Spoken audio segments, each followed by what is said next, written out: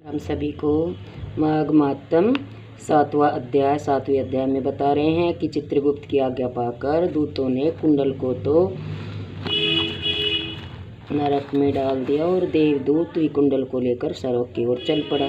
जिस समय देवदूत विकुंडल को लेकर सरग जा रहा था, मार्ग में विकुंडल ने देवदूत से कहा कि हे दूत, शास्त्रकारों का कथन है कि सज्जनों के साथ साथ करने पर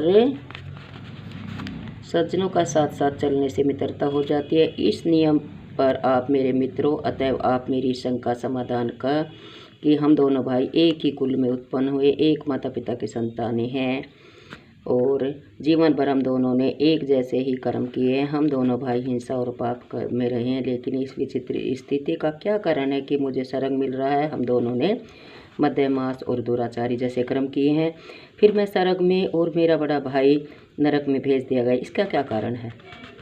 विकुंडल के इस प्रश्न को सुनकर विष्णुदूत का ने कहा, तुम्हारा यह कथन सत्य और तर्कसंगत है और साथ ही यह जिज्ञासा भी उचित है। इसमें एक आश्चर्यजनक रहस्य है जो मैं तुम्हें बताता हूँ। हे विकुंडल, कर्मों की गति बड़ी गूढ़, रहस्यमय तथा विचित्र है। इस विषय में बड़े बड़े ज्ञानी तथा भ्रमित तक हो जाते हैं। मनुष्य अपने अच्छे स्वभाव के कारण अनेकों ऐसे कार्य परोपकार की भावना से प्रेरित होकर करता है जिससे उसे आश्चर्यजनक लाभ प्राप्त होता है।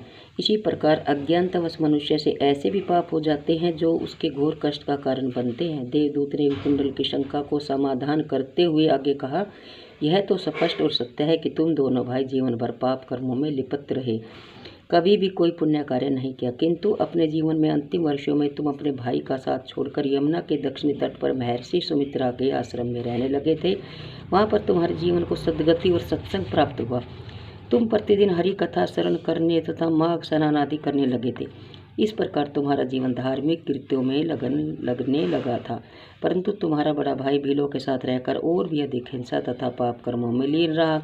तुमने व्रत नियमों का पालन करते हुए विधि पूर्वक माघ स्नान किया, इससे तुम्हारे संपूर्ण पापों का नाश हो गया तथा विष्णु भगवान की भक्ति और माघ स्नान के कारण तुम्हें स्वर्ग प्राप्त हुआ। तुमने न तो कोई बड़ा दान किया, न यज्ञ किया और न ही तप किया, फिर भी तुम्हारे स्वर्ग प्राप्त हुआ। इसका तुम्हें बड़ा आश्चर्य है, लेकिन सत्य यह है कि तुमने हिंसा तथा पाप इत्यादि अशुभ कर्मों का पूर्ण तरह त्याग करके अपने पूर्व कर्मों का पश्चाताप करते हुए आश्रम में रहकर अपना जीवन विष्णु भगवान की भक्ति तथा माघ स्नान में लगाया।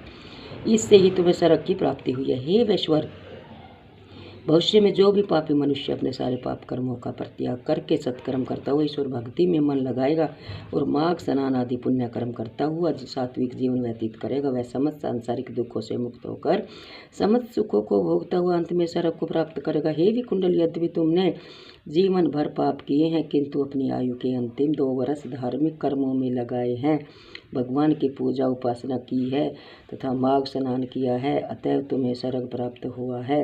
पहली बार माघ स्नान करने से तुम्हारा सभी पापों का क्षय हो गए और दूसरी बार के माघ स्नान के पुण्य प्रताप से तुम्हें स्वर्ग मिल रहा है। यह कहकर देवदूत मौन हो गया। इति श्रीपद पुराणे माघ महात्म्ये 7वां अध्याय समाप्तम। बोल विष्णु भगवान की